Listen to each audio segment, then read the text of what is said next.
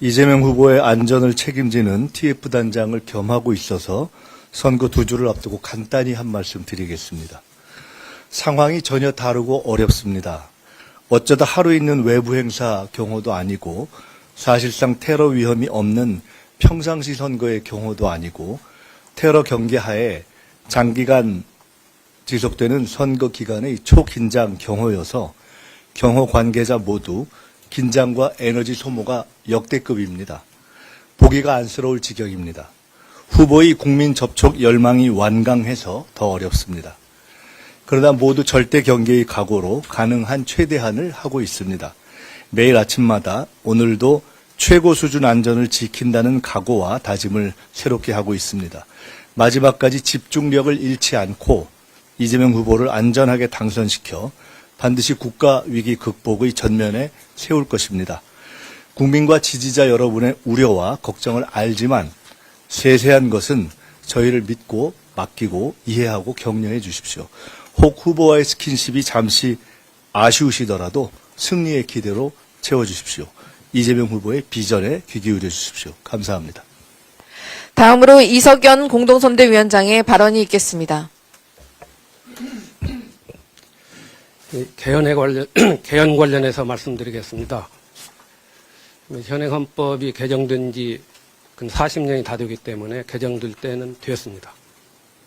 이 권력구조뿐만 아니라 국가 정체성에 관한 규정, 그리고 AI까지 포함하는 현대형 기본권의 신설, 그리고 약자에 대한 기본권의 강화, 또 지방자치와 교육자치에 대한 헌법적 근거를 명확히 하는 등 헌법 전반에 대한 개정, 전문 개정이 필요한 시점입니다. 이거 몇 개 조항 해가지고 적당히 권력구조 해가지고 권력 분산한다, 이런 개헌은 의미가 없습니다. 과거에 많이 그렇게 해왔습니다.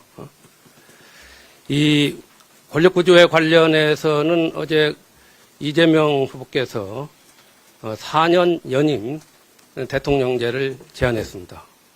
저는 제대로 표현했다고 봅니다. 그 방향을.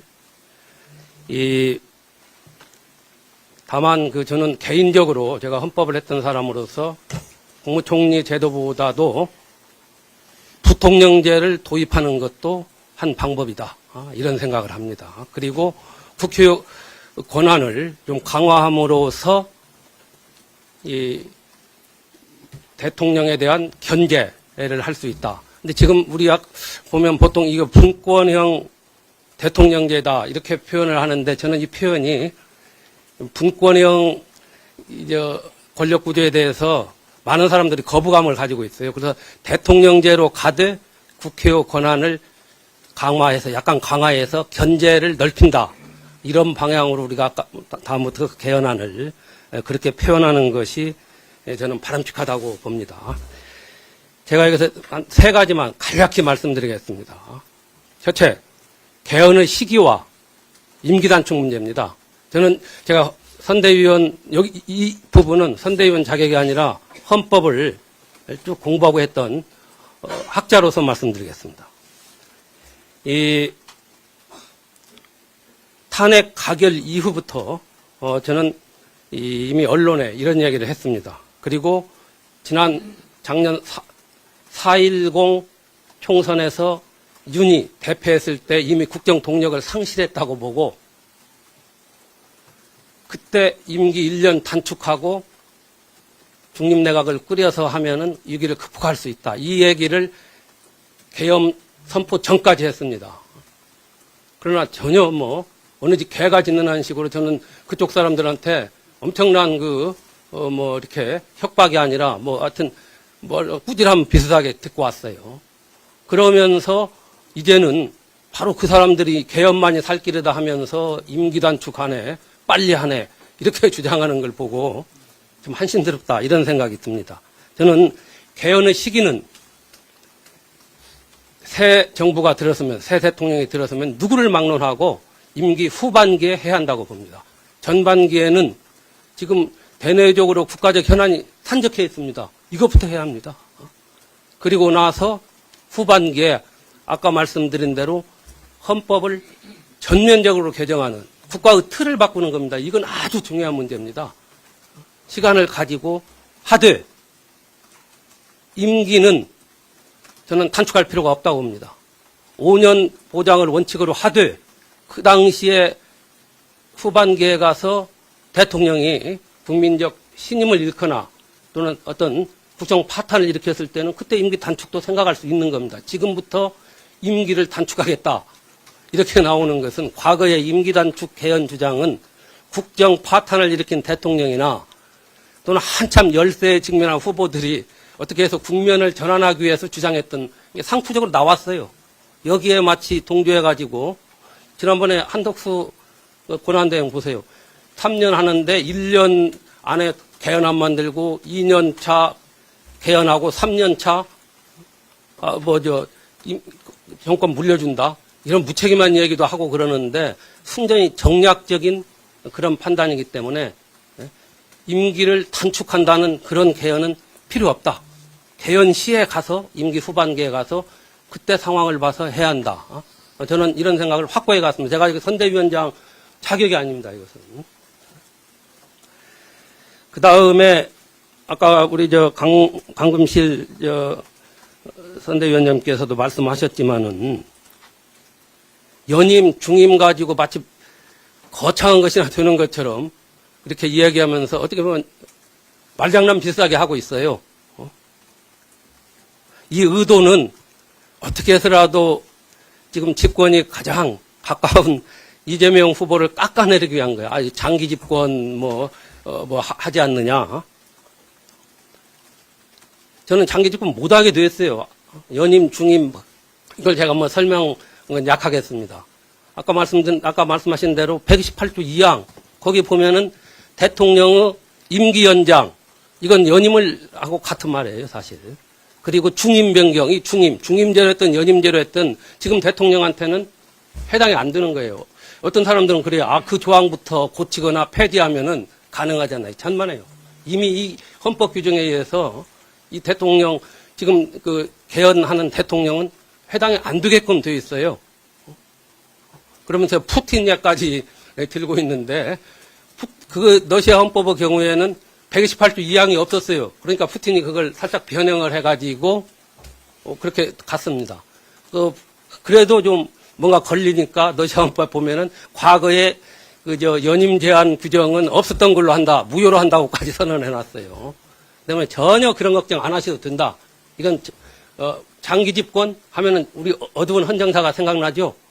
4.4.5 개헌, 삼선 개헌의 집권 연장, 유신헌법에 의한 영구 집권, 그리고 지난 12.3 윤석열의 쿠데타도 저는 장기 집권을 위한 포석으로 가는 길이었다. 저는 이렇게 봅니다. 오히려 그쪽에서 뭐 하면 장기 집권에 대한 뭐가 있어요. 먼 눈에는 뭐가 보인다고 말이죠. 전혀 이거 염려할 필요 없다. 이런 말씀을 드립니다. 그 다음에 한 가지만 더 지적하겠습니다. 어제 김문수 후보도 그 내용 중에 대통령 형사상 불소추 특권을 폐지하겠다. 이런 걸 하고 아마 이걸 계속 주장할 겁니다. 이것도 극히 정략적이고 이재명 후보에 대한 하나의 표적적인 그리고 국민 여론을 호도하기 위한 것이다. 이 조항은 말이죠. 대통령 헌법상 불소추 특권은 재헌 헌법부터 지금에 이르기까지 그대로 지금 존속하고 있는 조항입니다. 심지어 재헌 헌법을 기초했던 초고를 작성했던 초대 법제처장을 지낸 유진호 박사의 초고에도 이게 나와 있어요. 이만큼 이 조항이 필요하다는 거예요. 대통령 간선제 때도 이게 나와 있었거든요. 근데 이 조항 폐지한다? 그렇게 되면 헌법재판소가 이 조항에 대한 이 입법 취지를 밝혔지요. 이건 대통령이 막중한 대내유적 임무를 수행할 때 거기에 대한 최소한의 대통령에 대한 하나의 예우 차원이다. 그리고 또 이 국가의 권위와 체면을 유지하기 위한 개인적인 특권이 아니라 현실적인 필요성에서 인정한 것이기 때문에 필요하다. 이렇게 헌재가 판단을 했어요. 이 조항에 대한 입법 취지를 과거 12.12 군사반란 사건의 공소시효 연장 관련 규정에서. 그렇기 때문에 대통령에 당선된 자에 대해서는 새로운 공소 제기뿐만 아니라 이미 진행 중인 사건의 재판도 정지된다는 것이 이 조항의 연역적 취지에서 나오는 거예요. 이 조항을 폐지해 버립시다.